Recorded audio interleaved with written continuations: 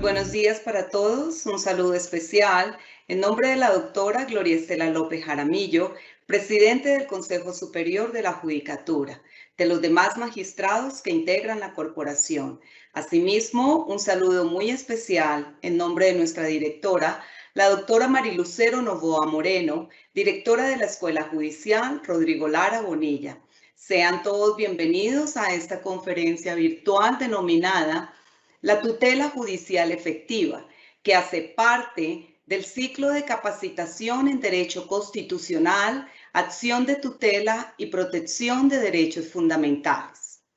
En el marco del acuerdo realizado entre el colectivo de abogados José Alvear Restrepo, que ostenta la representación del doctor Ahmed Yamid Salazar Palencia ante la Comisión Interamericana de Derechos Humanos y la Agencia Nacional de Defensa Jurídica del Estado, el Consejo Superior de la Judicatura, a través de la Escuela Judicial Rodrigo Lara Bonilla, continúa con el ciclo de capacitación especial en Derecho Constitucional enfocado en la acción de tutela y la protección de los derechos fundamentales. Como es bien sabido, la tutela judicial efectiva es la garantía que posee todo ser humano residente en el territorio nacional para poder acudir en condiciones de igualdad ante las autoridades judiciales, en búsqueda del reconocimiento, protección y restablecimiento de sus intereses y derechos, en pleno acatamiento de los procedimientos establecidos y con observancia de los derroteros procedimentales y sustanciales. Estamos ante una clara expresión del derecho de defensa con la respectiva intervención de los órganos judiciales, que es independiente del debido proceso, con el respeto e incorporación de los contenidos previstos en los tratados internacionales de derechos humanos ratificados por Colombia y con el derecho a una resolución pronta y oportuna que se traduzca en la seguridad jurídica requerida por quien acude a la Administración de Justicia. La cuarta conferencia de este ciclo de capacitación tiene como propósito reconocer los alcances de la tutela judicial efectiva, empleando como punto de referencia el caso número 462 de 2004 del doctor Ahmed Yamid Salazar Palencia versus Colombia. El día de hoy tenemos el gusto de contar con el doctor Ahmed Yamid Salazar Palencia, abogado, especialista en Derecho Procesal y Probatorio de la Universidad Fundación Autónoma de Colombia, quien actúa como accionante en el caso 462 de 2004 del doctor Ahmed Yamid Salazar Palencia versus Colombia en la Comisión Interamericana de Derechos Humanos. Tan pronto finalice la exposición, nuestro conferencista invitado el día de hoy dará respuesta a las preguntas que se formulen a través del chat de participación. Las inquietudes técnicas que resulten sobre el registro, conexión, serán atendidas con muchísimo gusto por servidores de la Escuela Judicial. Doctor Ahmed Yamid Salazar Palencia, es un gusto tenerlo hoy con nosotros. Bienvenido, tiene el uso de la palabra. Muy buenos días. Desde la ciudad de Neiva, departamento del Huila, muchas gracias, doctora Marilucero Novoa Moreno, directora de la Escuela Judicial Rodrigo Lara Bonilla. Un saludo extensivo a la doctora Gloria Estela López Jaramillo, presidente del Consejo Superior de la Judicatura, y a todos los demás magistrados de esa corporación. Igualmente, saludo a todos los funcionarios, servidores y servidoras judiciales y demás personas que se han conectado a esta videoconferencia. A continuación compartiré con ustedes la conferencia denominada La tutela judicial efectiva, dada mi calidad de accionante, como lo explicó en precedencia la directora de esta escuela, Rodrigo Lara Bonilla, dada mi calidad de accionante ante la Comisión Interamericana de Derechos Humanos. En este estudio que vamos a hacer, no voy a hacer referencia a los orígenes de la acción de tutela, ni al origen español, ni al origen italiano, ni al origen alemán. Simplemente voy a remitirme a presentarles a ustedes mi caso, para que públicamente se sepa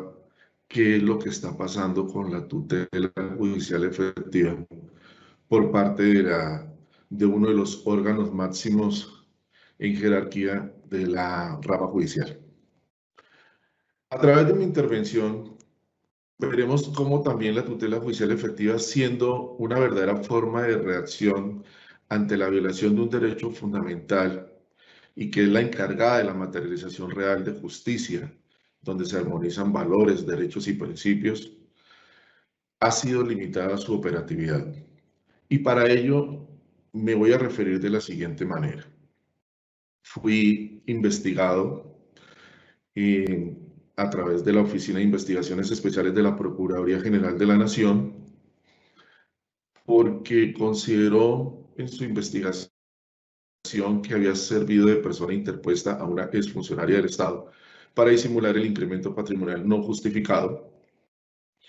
Y a través de esta investigación compulsó copias a la Fiscalía General de la Nación e inició la respectiva investigación el Juzgado 28 Penal del Circuito de Bogotá. En este juzgado, dado el delito por el cual me investigaban, nunca se me brindaron las garantías de ley, a pesar de que es un delito de demostración eminentemente contable y a pesar de presentar todas las pruebas que conducían a demostrar mi inocencia, esta funcionaria en ningún momento las tuvo en cuenta. Pero lo más relevante de esto es que este despacho judicial decretó oficiosamente a la Junta de Contadores del CTI, la Junta Idónea de Contadores del CTI, que se realizara una experticia para que se determinara por parte del Estado en cuánto fue el monto del incremento patrimonial no justificado y la legalidad de la transacción o las transacciones que yo hubiese hecho. Para sorpresa de este despacho judicial, la Junta de Contadores del CTI determinó que en ningún momento existió incremento patrimonial no justificado y mucho menos ilícito. Pero este despacho no tuvo en cuenta su propia prueba idónea decretada de oficio y profirió sentencia condenatoria el día 22 de febrero de 2000 por el delito de enriquecimiento ilícito establecido en el inciso segundo del artículo 148 del decreto 100 de 1980, que correspondía al Código Penal de la época. Y me condenó, óigase bien, en un delito de enriquecimiento ilícito a pagar una multa de 20.000 pesos. Eso me parece inaudito. Me parece inaudito que esta funcionaria pública se haya apartado de la legalidad, se haya apartado de la misma prueba que ella decretó de oficio y me hubiera condenado de esa forma tan irrisoria. Y no tener en cuenta lo que acarrea tener un antecedente penal a las espaldas. Como es lógico, presenté mi respectivo recurso de apelación, el cual solicité al Honorable Tribunal Superior del Distrito Judicial de Bogotá que se realizara en forma oral la sustentación, pero allá fue más triste. El día de la audiencia entraron 3 magistrados y mientras estaba haciendo mi exposición y mi abogado o mi apoderado judicial, los señores magistrados solo se trabaron a hablar de asuntos personales entre ellos, se reían, no nos tuvieron en cuenta absolutamente para nada. A lo último simplemente nos dijeron que por favor podíamos abandonar la sala. Posteriormente sale el fallo, se profiere el fallo de segunda instancia confirmando la sentencia de la JUO sin haberse determinado, sin haber analizado en ningún momento la prueba decretada de oficio por el Juzgado 28 Penal del Circuito, donde se determinó que nunca había habido ningún tipo de enriquecimiento ni alguna actuación ilícita. Y de inmediato interpuse el recurso extraordinario de casación, el cual fue admitido por este tribunal, y se remitió el expediente a la Honorable Corte Suprema de Justicia, Sala de Casación Penal. La Sala de Casación Penal de la Corte Suprema de Justicia, mediante providencia del 5 de diciembre de 2002, inadmitió mi demanda y declaró desierta la casación al considerar lo siguiente. Voy a permitir leer exegéticamente lo que dijo la Corte para que no haya lugar a ningún tipo de ambigüedades o interpretaciones disímiles. El delito por el cual se condenó al actor fue el contemplado en el inciso segundo del artículo 148 del anterior Código Penal, es decir, el decreto 100 de 1980, el cual prevía para tal conducta ponerle la pena de 1 a 8 años de prisión. La sentencia condenatoria se dictó en vigencia, oígase bien, de la Ley 553 de 2000, de enero 13, la cual señala como requisitos para acceder a la casación por vía común que se trate de delitos con pena privativa de la libertad, cuyo máximo exceda los 8 años, puesto que tal requisito no se cumplió en este caso. Y por ello procede a declarar la casación improcedente. Ante esta grave situación, siendo yo un estudiante de Derecho, consulté mi situación con mis maestros de Derecho Penal, entre ellos el doctor Orlando Bernal, a quien tengo un gran aprecio.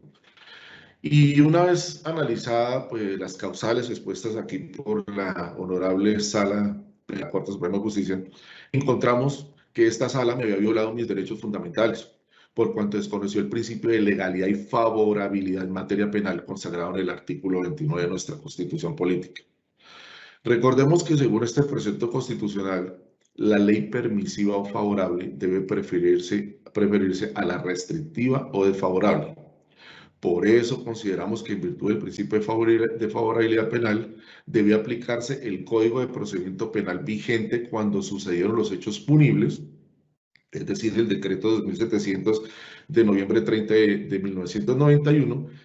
y no la ley más restrictiva, que era la ley 553 de 2000, que dispuso que para acudir a la casación debía tratarse de un delito con pena privativa de la libertad, cuyo máximo sea de 8 años, norma esta vigente a la fecha de la sentencia condenatoria. ¿Qué hacer ante este protuberante hierro causado por la honorable Sala Penal de la Corte Suprema de Justicia? Invocamos inmediatamente los efectos que tiene la tutela judicial efectiva, presentando la misma contra esta sala, a quien le correspondió por competencia, según el decreto 2591 y 91 de la sala siguiente, es decir, a la Sala Civil de la Corte Suprema de Justicia. En esta sala sucedió algo muy lamentable. Esta sala expidió un auto, quiero que por favor entendamos la connotación de lo que significa esto, expidió un auto el día 24 de enero del 2003, donde decidió no admitir a trámite la demanda de tutela, por cuanto esta no procede contra una decisión proferida por la Sala de Casación Penal de la Corte Suprema de Justicia. Argumenta esta sala. Ya esta sala en ocasiones anteriores ha expuesto su imposibilidad de conocer de acción de tutela contra decisiones de cualquier sala de la Corte, merced a la calidad de órgano, límite y cierre de la jurisdicción ordinaria que tiene la Corporación por disposición constitucional, la que impide que sus decisiones puedan ser objeto de nueva revisión o examen por ella misma o por otras autoridades, en tanto que su condición de cumbre judicial y de expresión máxima de la jerarquía jurisdiccional evidencia la ausencia de los más altos órganos y por ello de mayores posibilidades de impugnación o ataque, de suerte que se convierte en un imposible lógico y jurídico la sola probabilidad de nuevas instancias, aún en senda, óigase bien, aún en senda de acción constitucional. Ello además impone la necesidad de no admitir a trámite el asunto y no remitir a revisión de la Corte Constitucional, pues no se está definiendo de fondo la tutela. Honorables magistrados, funcionarios, servidores públicos, asistentes, ¿dónde está escrito que al momento de decidir una acción de tutela a un funcionario público pueda emitir un auto absteniéndose de conocer de ella? ¿En qué precepto existe esa posibilidad procesal de proferir un auto? Y lo más grave es que siendo la Corte Suprema de Justicia el órgano límite de la jurisdicción ordinaria, haya inventado esto del auto con el ánimo de pretermitir la posibilidad de que esa tutela llegue a su eventual revisión y a su eventual conocimiento ante la Honorable Corte Constitucional. Una vez enterada de esta situación, muy lamentable en mi caso, presenté un derecho de petición ante el señor presidente de la Honorable Corte Constitucional explicándole lo sucedido. Esta corporación solicita de oficio a la Sala Civil que por favor le remita la acción de tutela y luego de que la conoce el presidente de la Corte Constitucional, fue seleccionada para revisión mediante auto del 25 de abril de 2003, proferido por la Sala de Selección número 4 y asignado al correspondiente despacho judicial. Al analizar en sala mi solicitud de tutela, la Honorable Corte Constitucional expresó las siguientes consideraciones. Que la sala es competente para revisar de la decisión proferida dentro de la acción de tutela de la referencia con fundamento en el artículo 241, numeral 9 de la Constitución Política. Reiteración de jurisprudencia respecto de la procedencia excepcional de la acción de tutela contra providencias judiciales, derecho fundamental a la tutela judicial efectiva. La sala de revisión consideró claramente infundado el argumento esgrimido por la Sala de Casación Civil de la Corte Suprema de Justicia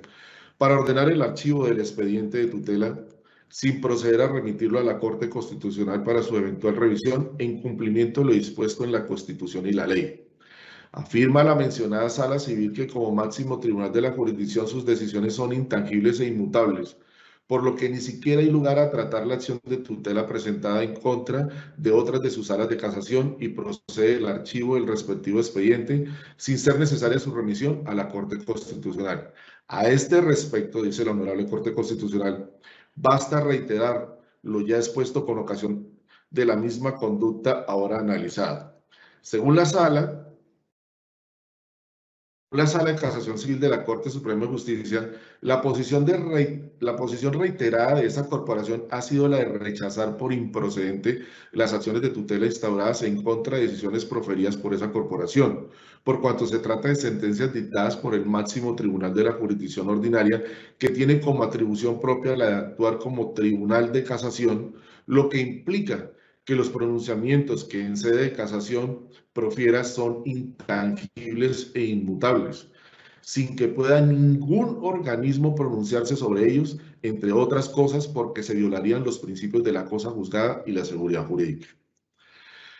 Indiscutiblemente, el artículo 234 de la Constitución Política establece que la Corte Suprema de Justicia es el límite o máximo tribunal de la jurisdicción ordinaria. Y en tal virtud, a ella se le asigna, entre otras funciones, la de actuar como tribunal de casación, según lo presentado en el artículo 235, numeral primero de la Carta Política. Asimismo, resulta indudable que las sentencias de casación que profiere la Corte Suprema de Justicia hacen tránsito a cosa juzgada. Precisamente por ello, la Corte Constitucional, desde sus inicios en sentencia C-545 de 1992, dejó por sentado que la cosa juzgada como expresión del principio de seguridad jurídica forma parte de la garantía constitucional al debido proceso que consagra el artículo 29 de la Constitución Política. En efecto, en la citada sentencia se dijo que la cosa juzgada que confiere a las providencias la fuerza de verdad legal dentro del ámbito individualizado del asunto litigioso resuelto se funda en el principio de la seguridad jurídica, la cual para estos efectos reside en él certeza por parte de la colectividad y sus asociados en relación con la definición de los conflictos que se llevan al conocimiento de los jueces. Con todo, el artículo 86 de la Constitución Política establece en forma muy diáfana que la tutela procede contra cualquier autoridad pública, oye bien, contra cualquier autoridad pública, cuando éstas con su acción u omisión vulneren o amenacen vulnerar derechos constitucionales fundamentales.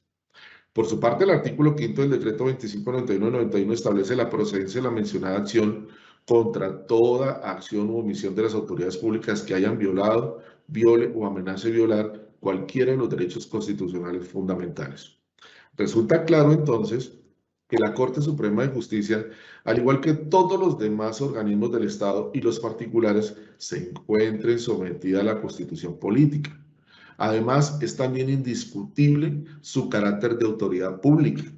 y en ese orden de ideas, con sus actos u omisiones, podría de manera excepcional vulnerar o amenazar de vulneración derechos constitucionales fundamentales que deben ser protegidos por el Estado. De ahí que no se entendería que las actuaciones de la corporación quedaran excluidas de la acción de tutela como mecanismo democrático que puede invocar cualquier ciudadano para la protección de tales derechos. Ahora bien, la Sala de Casación Civil de la Corte Suprema de Justicia, en el asunto propio, rechazó la acción de tutela interpuesta contra la Sala de Casación Penal de la Corte Suprema de Justicia bajo el argumento, como ya se dijo, según el cual dicha acción no es procedente contra las sentencias que en sede de casación se dicten por cualquiera de sus salas. Teniendo en cuenta que se trata de una providencia que dio por terminado definitivamente el trámite de la acción de tutela a que se ha hecho referencia, ha de entenderse que contiene una decisión de mérito sobre la protección invocada por el actor para el derecho fundamental que considera quebrantado y por lo mismo ha de ser objeto de revisión por la Corte Constitucional. De conformidad con lo dispuesto por el artículo 86 de la Carta Política y por el decreto 33 del decreto 2591 del 91, pues así no revista la forma exterior de una sentencia judicial, desde el punto de vista material a ella equivale a una providencia. Aunque la Corte Constitucional se encuentra ante una situación equiparable a la referida en la cita anterior, en la presente sentencia se estará lo allí resuelto y en consecuencia dejará sin efecto la decisión objeto de revisión mediante su anulación, concederá la tutela del derecho fundamental a acceder a la justicia y ordenará que se falle de fondo de conformidad con la doctrina constitucional. Esta decisión la argumenta la Honorable Corte Constitucional de la siguiente forma. La acción de tutela, por virtud del artículo 86 de la Constitución, procede contra cualquier autoridad pública, incluidas las autoridades judiciales, cuando se presenta una vulneración o amenaza de los derechos fundamentales. Respecto a la acción de tutela contra autoridades judiciales, la jurisprudencia constitucional ha sido clara en cuanto a la procedencia de dicha acción contra decisiones judiciales constitutivas de una vía de hecho, sentencia C-543 de 1992, T-079 de 1993, T-231 de 1994. Los jueces de tutela deben resolver las acciones de tutela que se presenten por violación o amenaza de los derechos fundamentales contra cualquier autoridad pública, bien sea concediendo o negando la tutela. En la segunda hipótesis, el fallo puede obedecer a que no era procedente la mencionada acción o que siendo procedente no existió vulneración o amenaza de derechos fundamentales. Las acciones de tutela presentadas contra autoridades judiciales no pueden ser decididas mediante auto, óigase bien, no pueden ser decididas mediante auto en el que se resuelva no dar a trámite a dicha acción, ya que esto constituye una verdadera vulneración del derecho fundamental al acceso a la justicia. En caso de que el juez o tribunal de tutela considere que la acción de tutela no es procedente, dicta una sentencia denegatoria por improcedente de la acción, fallo que debe ser necesariamente remitido a la Corte Constitucional para su eventual revisión. Es contrario a la Constitución y a la ley que los jueces o tribunales de tutela resuelvan sobre acciones de tutela presentadas contra una autoridad pública, en especial las autoridades judiciales, mediante decisiones distintas a la sentencia que concede o deniega la acción de tutela. Por eso, la decisión de improcedencia, así esté consignada en un auto, equivale a un fallo donde se deniega la acción por razones procedimentales.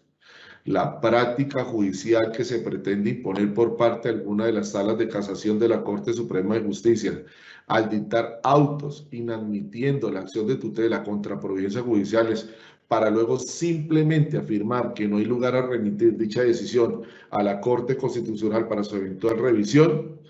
por no tratarse de una sentencia o ser ellas cumbre judicial cuyas decisiones no pueden ser objeto de impugnación o ataque, es inconstitucional e ilegal. Los jueces y tribunales del país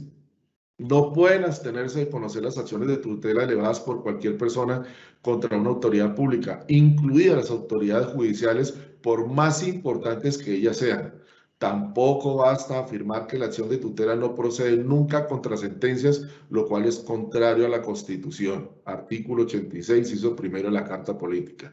y a la jurisprudencia constitucional autorizada para interpretar con anterioridad la Constitución en este preciso punto, puesto que la acción de tutela sí procede contra sentencias cuando se configura una vía de hecho. Además, la decisión de no dar trámite a la acción de tutela vulnera ella misma el derecho fundamental al acceso a la administración de justicia.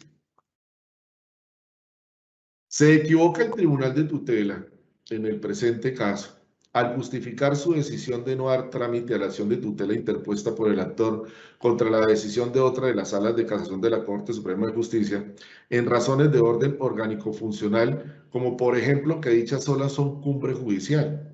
y expresión máxima de la jerarquía jurisdiccional, siendo un imposible lógico y jurídico la sola probabilidad de nuevas instancias, aún en senda constitucional.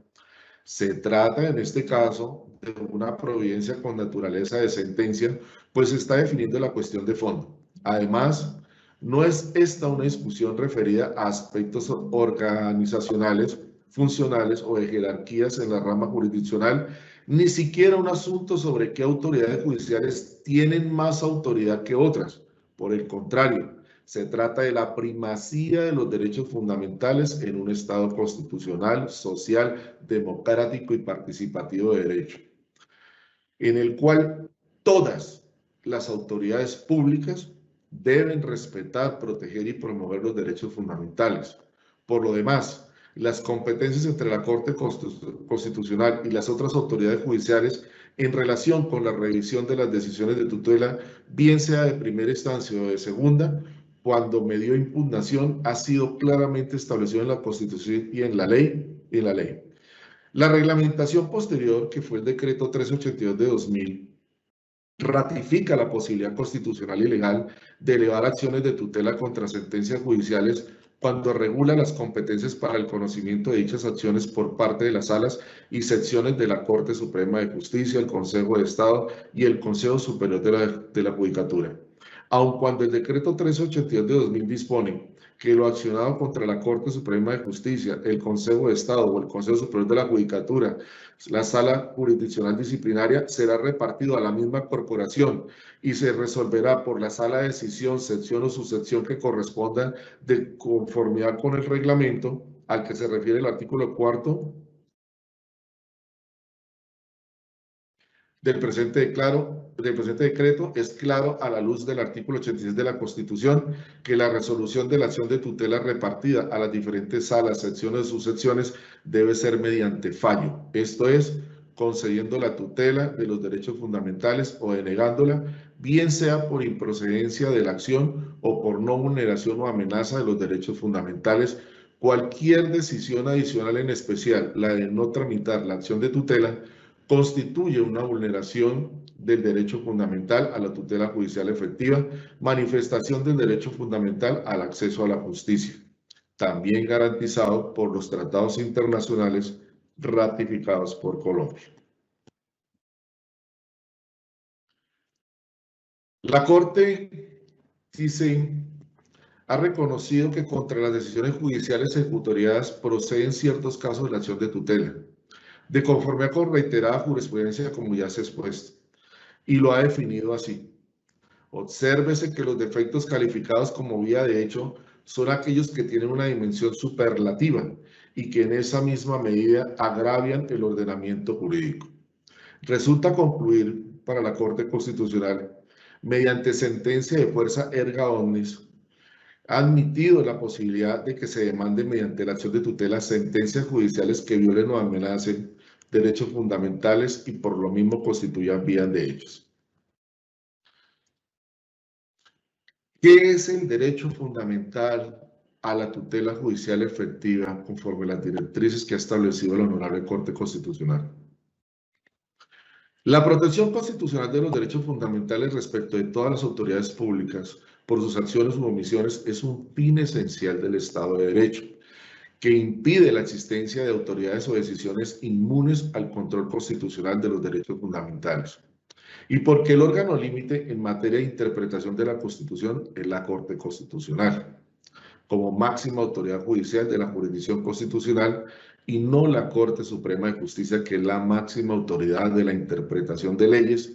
todas sometidas a la Constitución como Tribunal de Casación, que no como última autoridad judicial en materia de interpretación de derechos fundamentales. Según lo ha venido señalando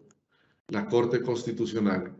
el derecho de acceso a la administración de justicia constituye un pilar fundamental de la estructura de nuestro Estado social de derecho, en cuanto contribuye decididamente a la realización material de sus fines esenciales e inmediatos, como son, entre otros, los de garantizar un orden político, económico, social justo, promover la convivencia pacífica, velar por el respeto a la legalidad y la dignidad humana y asegurar la protección de los asociados en su vida, honra y bienes, creencias y demás derechos y libertades públicas. Por ello, el derecho que se le reconoce a las personas naturales o jurídicas de demandar justicia le impone a las autoridades públicas como titulares del poder coercitivo del Estado y garante de todos los derechos ciudadanos la obligación correlativa de promover e impulsar las condiciones para que el acceso de los particulares a dicho servicio público sea real y efectivo. Cabe puntualizar que el fundamento del derecho a la protección judicial efectiva no solo se encuentra en los artículos 1, 2, 29 y 229 de la Constitución Política. Mucha atención a lo siguiente. También aparece consagrado en las normas de derecho internacional, concretamente en los tratados y declaraciones de derechos que han sido suscritas y ratificadas por Colombia. Así, por ejemplo, el artículo 25 de la Convención Americana sobre Derechos Humanos declara que toda persona tiene derecho a un recurso sencillo y rápido o a cualquier otro recurso efectivo ante los jueces o tribunales competentes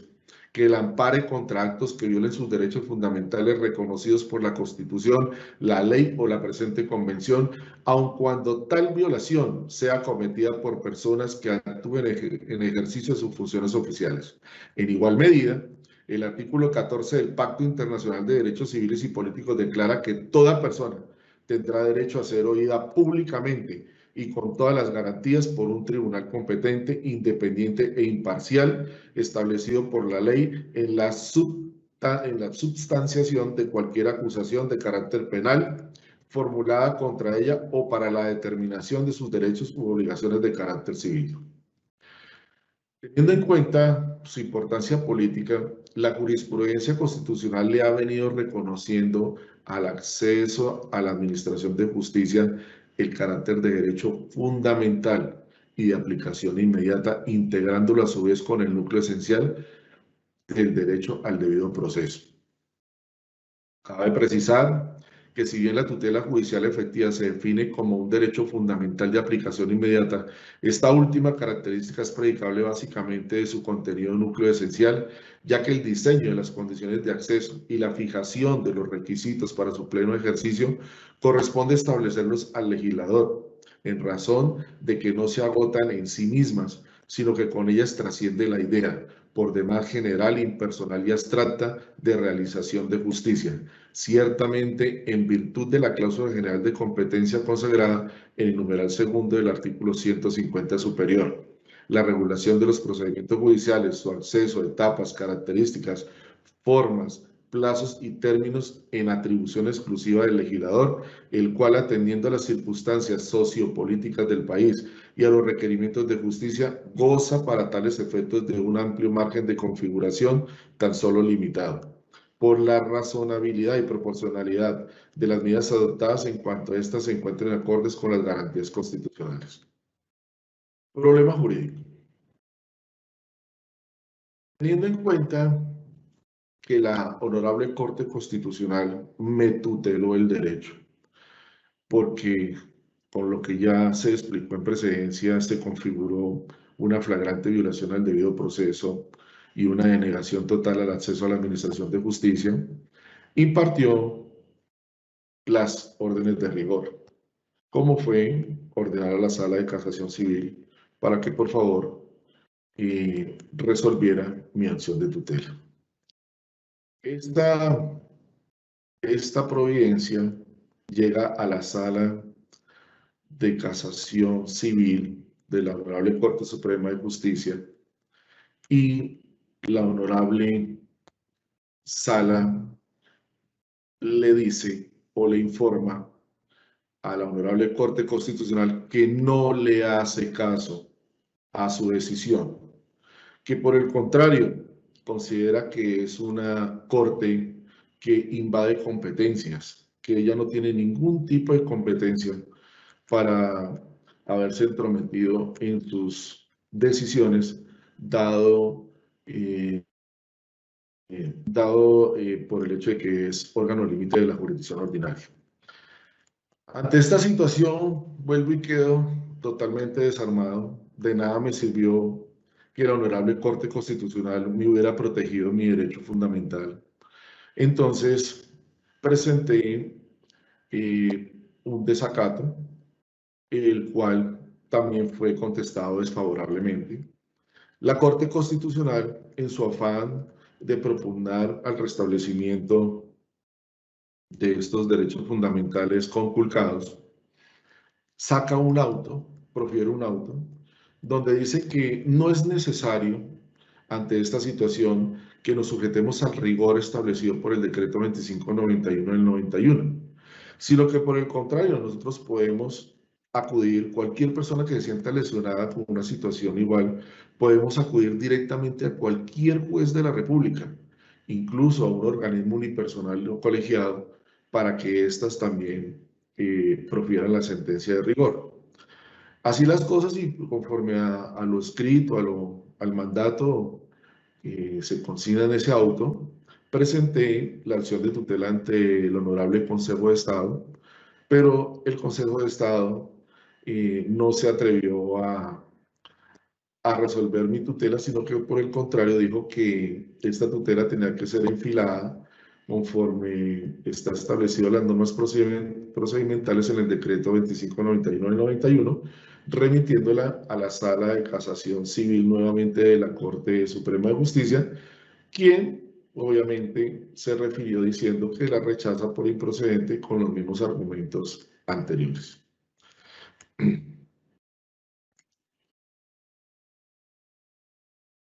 Ante esta gran incertidumbre jurídica,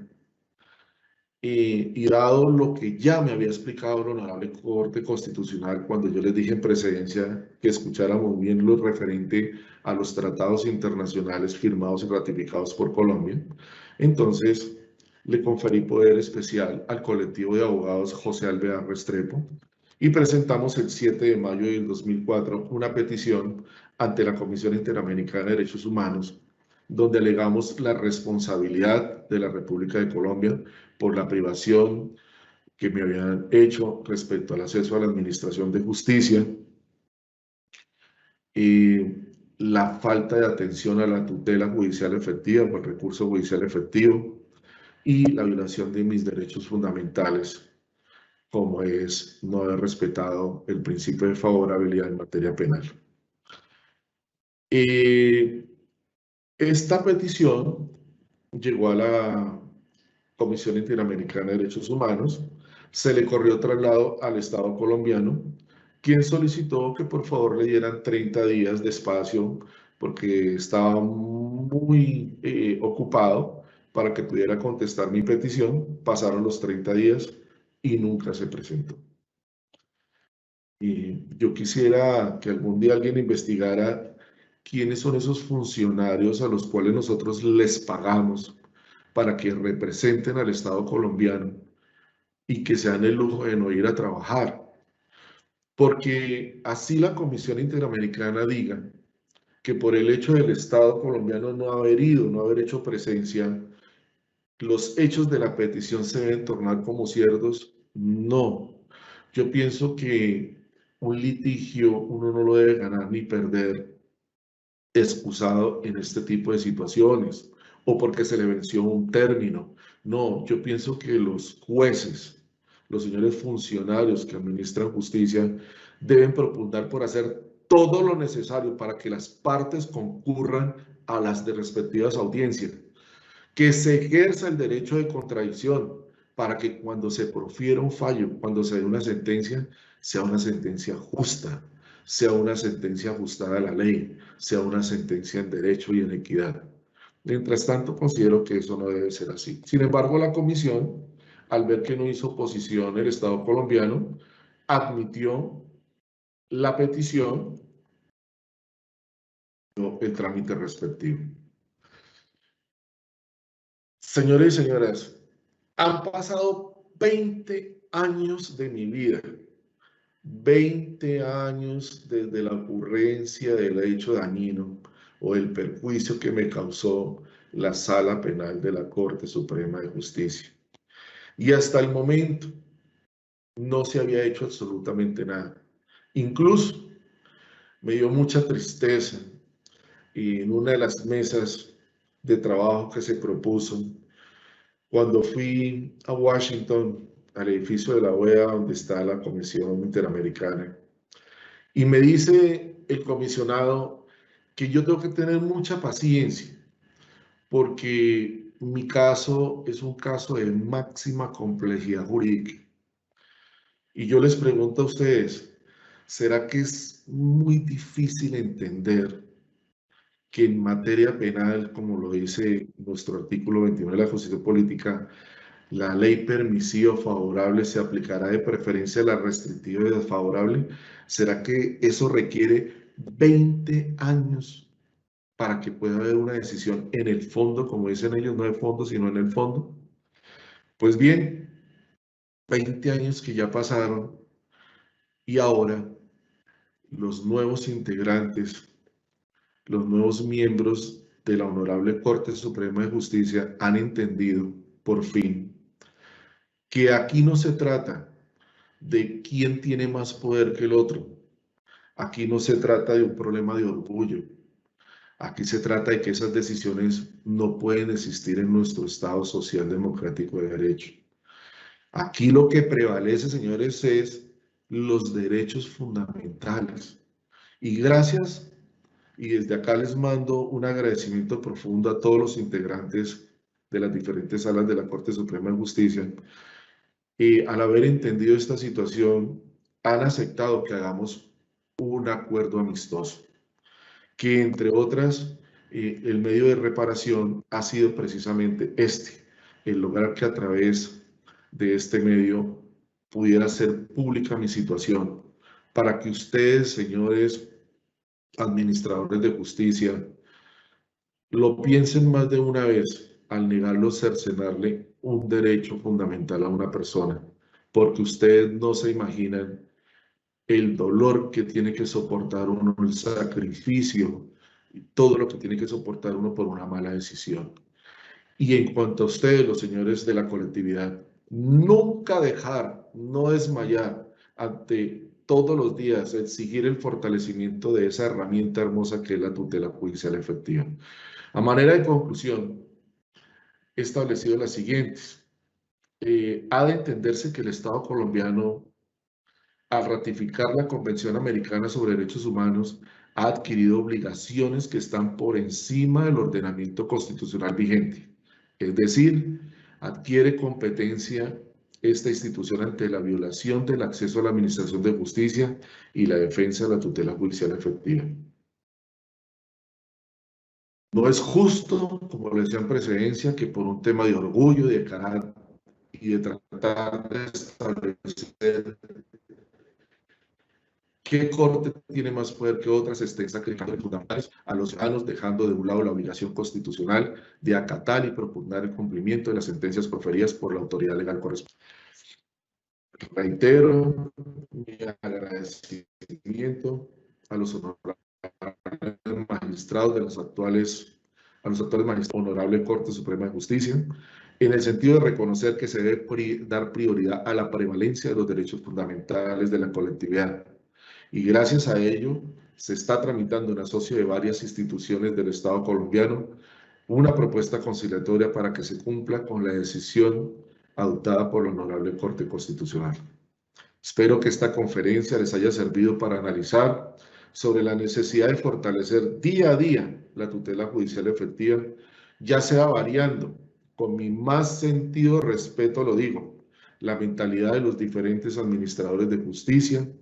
en el sentido de no sujetarse a la estricta legalidad, sacrificando garantías y entender la importancia de respetar los principios centrales como la dignidad humana, la igualdad de los sujetos y la justicia, valores superiores que orientan la decisión en procura de efectivizar y maximizar las garantías fundamentales para evitar tantas injusticias como sucedió en mi caso, y que aún estoy en espera del reconocimiento de responsabilidad. Y en cuanto a los accionantes, como la herramienta para la materialización de derechos y garantías fundamentales. En estos términos, doy por terminada mi intervención. Mi más profundo agradecimiento al Honorable Consejo Superior de la Judicatura, la Escuela Judicial Rodrigo Lara Bonilla, por este espacio, al colectivo de abogados José Alvear Restrepo, quienes surten mi representación, y a la Agencia Nacional de la Defensa Jurídica del Estado, entidad con la que avanza la realización de las cláusulas del presente acuerdo ante la Comisión Interamericana de Derechos Humanos. Muchas gracias. Tiene la palabra, doctora Mónica. Muchísimas gracias, doctor. Y vamos al fragmento de preguntas. Primera, ¿cuál ha sido el rol del precedente jurisprudencial constitucional en la realización de la tutela judicial efectiva en su caso en particular? Doctora, qué pena, ¿me la podría repetir? Tenga la amabilidad. Sí, señor. ¿Cuál ha sido el rol del precedente jurisprudencial constitucional en la realización de la tutela judicial efectiva en su caso, doctor? Muchas gracias. Yo pienso que ser una persona de lucha insaciable por esa gran institución que representa la tutela judicial efectiva. ¿En qué sentido? Poniéndola siempre de presente ante los organismos internacionales cuantas veces sea necesario ante la violación de un derecho fundamental, cuando se presente la violación de un derecho fundamental. Siguiente pregunta. ¿Qué otras modalidades de vía de hecho han reconocido nuestra jurisprudencia adicional a las que se configuró en su caso? Son diversas, doctora. No tendría en este momento, o sea, cómo enumerarlas una por una, pero lo único que sí le puedo decir es que todas se configuran cuando obedecen al capricho o, o a la arbitrariedad de estos funcionarios que constituyen precisamente esas vías de hecho. Última pregunta, doctor. ¿Qué papel juegan los principios generales del derecho en la tutela judicial efectiva? Como tú lo has mencionado, estos principios generales del derecho son valores que se sustentan en aspectos técnicos, pero que deben fungir siempre como garantes de los derechos fundamentales, porque de lo contrario encontrarán el rigor y la supremacía de la tutela judicial efectiva para restablecer cualquier clase de vulneración de un derecho fundamental cuando se presente. Un agradecimiento muy especial al doctor Asmed Yamid Salazar Palencia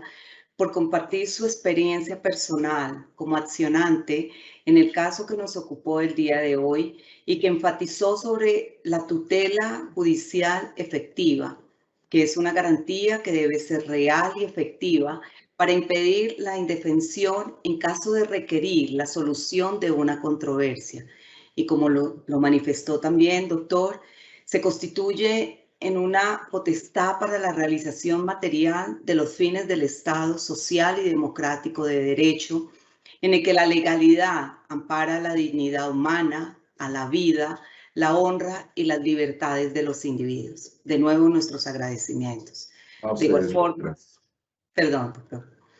De igual forma, a los servidores y servidoras judiciales y a todas las personas que actúan en el sector justicia, que se han interesado en esta conferencia virtual. Los invitamos a que nos sigan a través de nuestras redes sociales como Facebook, Twitter, Instagram y YouTube, donde podrán encontrar más información sobre las videoconferencias y noticias de interés. Muchísimas gracias Un feliz resto de día para todos.